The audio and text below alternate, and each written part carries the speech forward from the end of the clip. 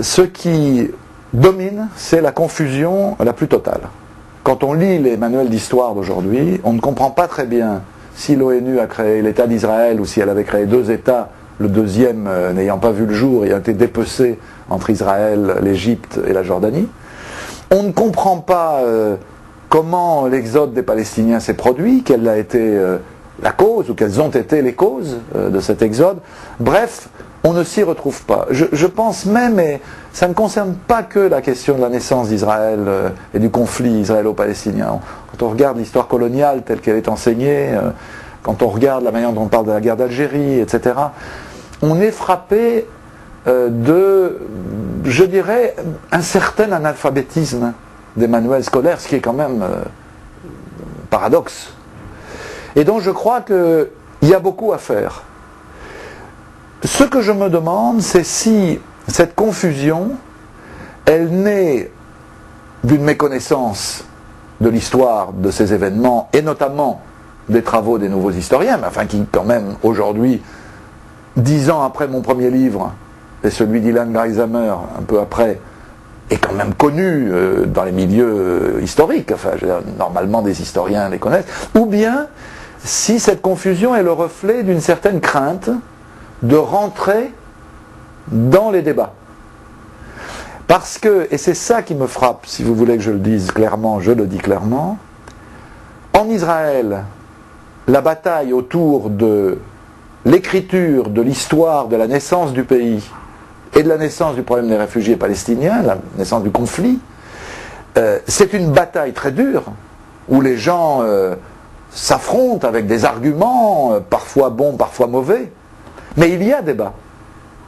En France, on a l'impression que c'est plus difficile de débattre de cette histoire qu'en Israël. C'est quand même extraordinaire. Comme si, vous voyez, ça me fait toujours penser aux communistes français des années 50, qui étaient plus soviétiques que les soviétiques. C'est-à-dire là où parfois à Moscou on avait un certain nombre d'ouvertures et de débats, en France c'était bétonné. Eh bien j'ai l'impression que les inconditionnels d'Israël en France, ceux qui sont toujours d'accord avec tout ce que fait la direction israélienne, quelle qu'elle soit d'ailleurs, ils sont encore plus bétonnés que ne le sont les dirigeants israéliens, et a fortiori les historiens, les écrivains, les intellectuels israéliens. On a l'impression de plus de liberté, de débat, de ton en Israël, sur ces questions pourtant décisives. C'est quand même la naissance de leur pays. C'est pas rien de réécrire la naissance de son pays.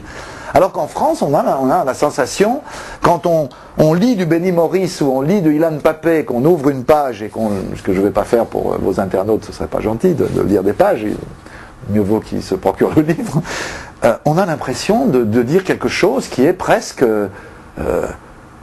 non conforme.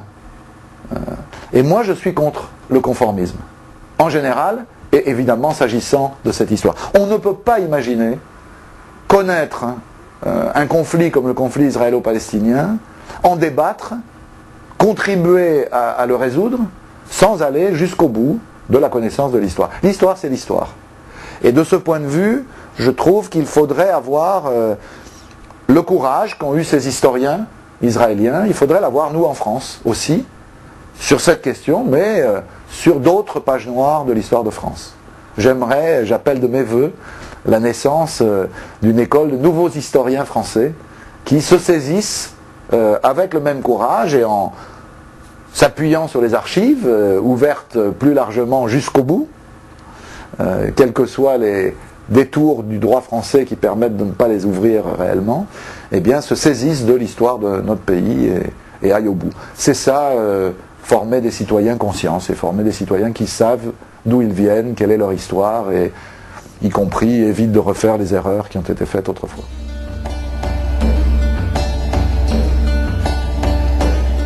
Lorsque la première version du livre est sortie en 1998, aucun livre d'un nouvel historien israélien n'avait été publié en français. Aucun, je dis bien. Sur 1948. On avait publié des livres sur après, avant, mais pas sur cette période-là, 47-49.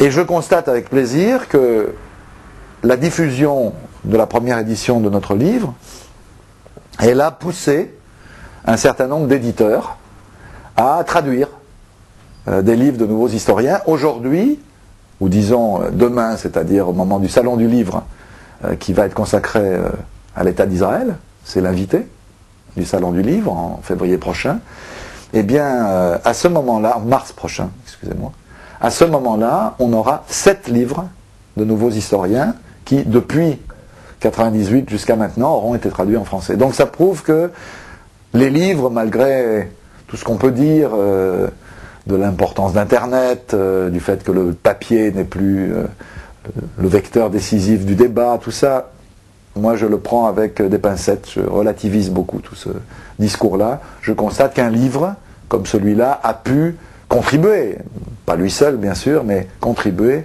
à faire que dans les journaux on s'intéresse aux nouveaux historiens, que les éditeurs publient leurs livres, que bon, bref, ça fait avancer le schmilblick, c'est fait pour ça.